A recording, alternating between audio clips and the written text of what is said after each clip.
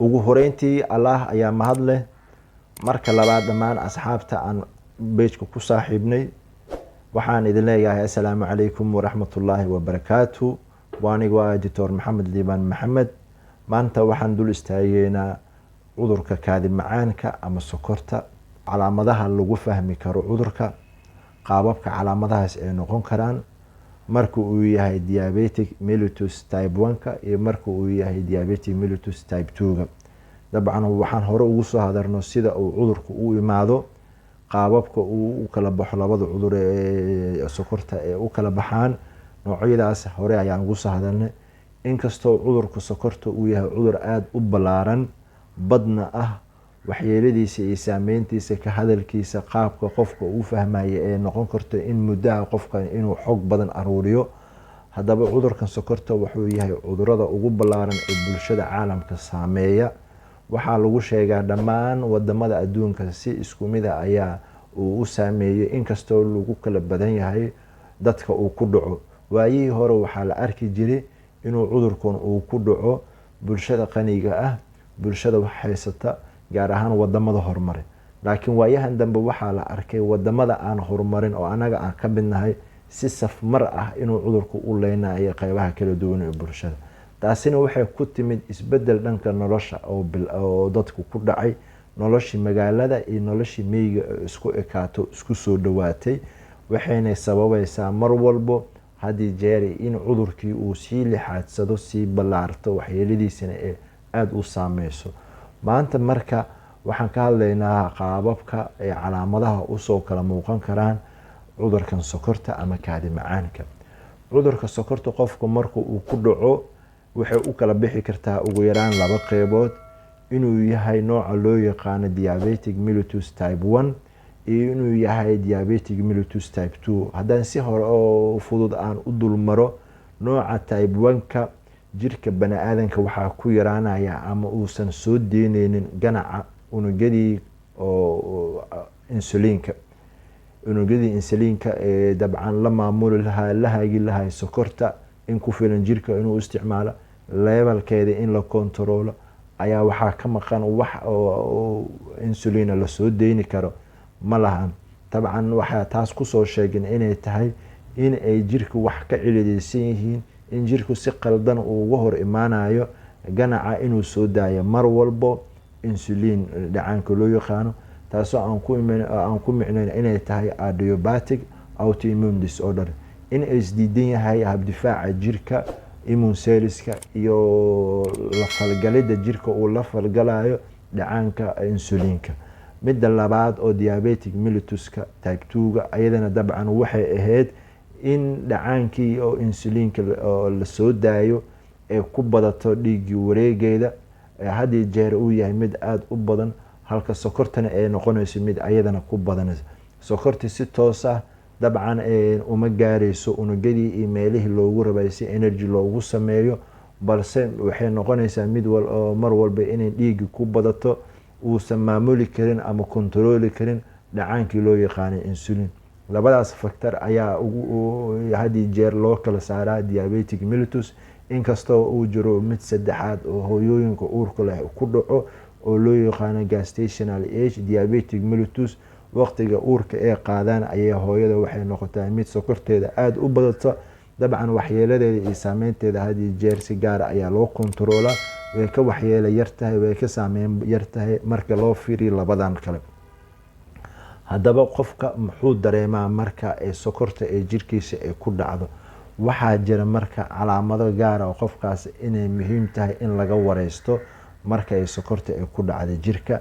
gaar ahaan qofka dabcan wuxuu kuu sheegaa inuu yahay qof cunistiisa aada u badan, dabcan mar walba haddii jeer raashinka inuu cuno jecel oo abiteedkiisu aada u furan yahay, u xoog badan yahay, baahi badan haysto.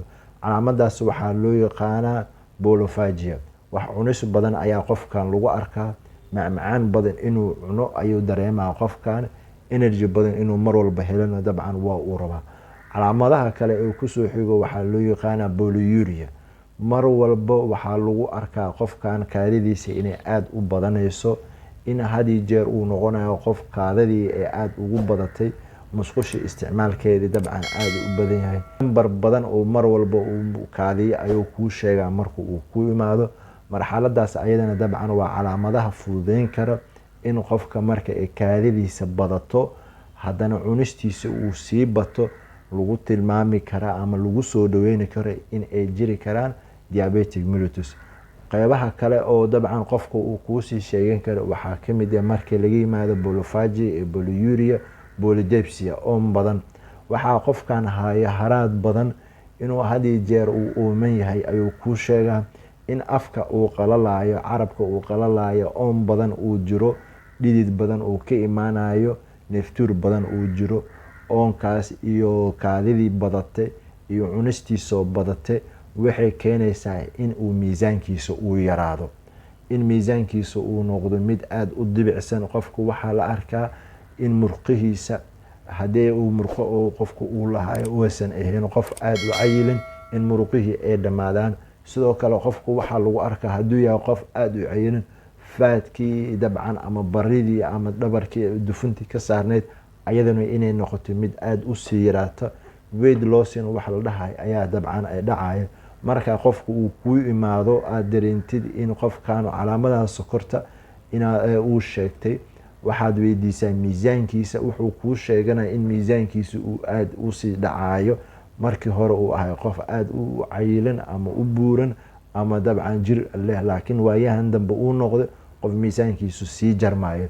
saddexdaas calaamadood polyuria, polydipsia, polyphagy oo ah cunis badan, kaadi badan iyo dabcan haraad badan waxay u yihiin horodhac calaamadaha lagu saameynteeda leh ama lagu qiyaasi kara in qofkan uu yahay qof marxalada diabetic mellitus kusoo dhowdahay ama ay hayso. haddaba sidee ku imaadaan marka labadan cudur? waxaan kasoo hadalnay in labada cudur laba qaabood ee u kala dhacaan, laakiin waxyaabaha sababi kara sidee ku imaadaan. in cudurkan diabetic type 1 uu noqdo iyo in cudurkan uu noqdo diabetic type 2 oo qofku dabcan ku kala duwan yihiin factor iska sida uu yihiin jirkooda iyo sokorta qaabka ay la falgalayaan iyo insulinkii in mar laga waaye jirka ay ku jirin marna ay ku badato. waxaa jira marka waxyaabo fududeynayo in sokortu ay jirka ay ku dhacdo. marka ugu horeyso type 1ku waxaa lagu sheegaa inuu yahay adiabatic. waxa sida saxda ah keena lama hayo, gacmaha laguma hayo, lama ogo. dabcan waxaa ka qayb qaatay oo fududeeyey in qofkaas autoimmune disorder uu jiro, in waxyeelo dabcan habdifaaceedkiisa jireed uu sameynayo, uu ka hor imaanayo qaybihii soo deynayay ganaca insulinka, inuu ugu talagalayo habdifaaceedkaas inuu si toos u baabi'iyo insulin in jirka laga waaye, inaan la soo deynin, in unugyadii soo deynayo ay meesha ka baxaan, taasoo sababaysa in sokorti mar walba ay badato. noocaas waxaan soo sheegnay waagii hore waxaa loo yaqaan juvenile, ilmaha yararka inuu ku dhaco.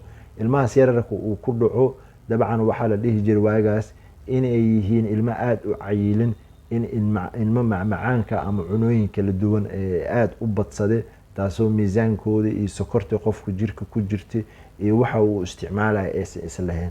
laakiin waayahan waxaa la arkay in ilmo yaryar oo aan miisaan badan lahayn, cunis badanna aysan jirin ay ku dhici karto.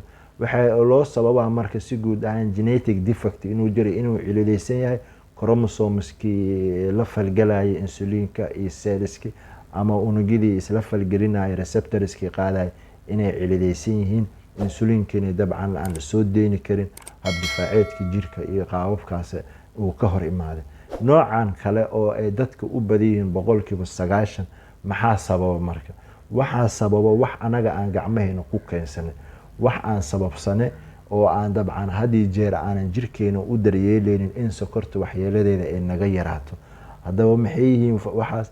waxyaabo badan qofku waxaa laga yaabaa in macmacaan badan uu isticmaalayo, in sokor badan uu qaadanayo, sokorta jirkiisa ku jirta iyo inta asaga uu isticmaalayo inaysan islahayn ay kala badan yihiin, taasoo ay keeni karta in qofka miisaankiisu uu aad u bato, dufanta la keedgareynayo oo sokor ahaan in loo keedgareystana ay noqoto inay aad usii badanayso, isticmaalka jirka sokorta uusan isticmaaleyn ama energy ahaan uu ka dhiganay inay yaraanayso, sababtoo ah waxaa laga yaabaa inaad tahay qof baabuur ku socdo mar walbo, socod badan aana sameynin oo aana sokortii wuxuu u baahnaa jirka mar walbo inuu isticmaalo aanan sii gubeynin. haddaad mar walba socodkaaga badasid waxaa laga yaabaa energy jirkaaga inuu aada ugu isticmaalo sokortina aysan mar walba badanan.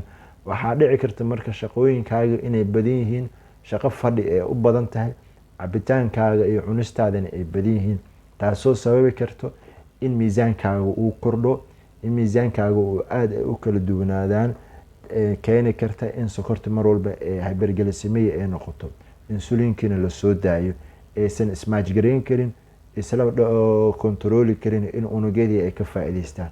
waxyaabaha kaleoo keeni kara waxaa ugu horeeya ama loo sababaa chronic disease, cudurada daaha sida pressureko kale. qofku marka uu qabo wuxuu u nugul yahay in riski uu ka qaado hyperglycemia, sokortiisa inay badato.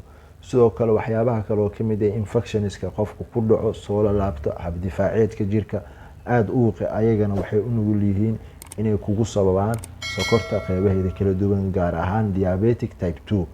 anigoo ah Dr. Maxamed Liibaan Maxamed, waxaan idin leeyahay halkan ayaan ku joojinaynaa mowduucii maanta aan uga hadalnay calaamadaha sokorta lagu fahmo, qaababka sokorta u kala baxdo, hababka ay u imaado, sida ay ku dhalato, dhammaan qeybahaas kala duwan aan kasoo hadalnay.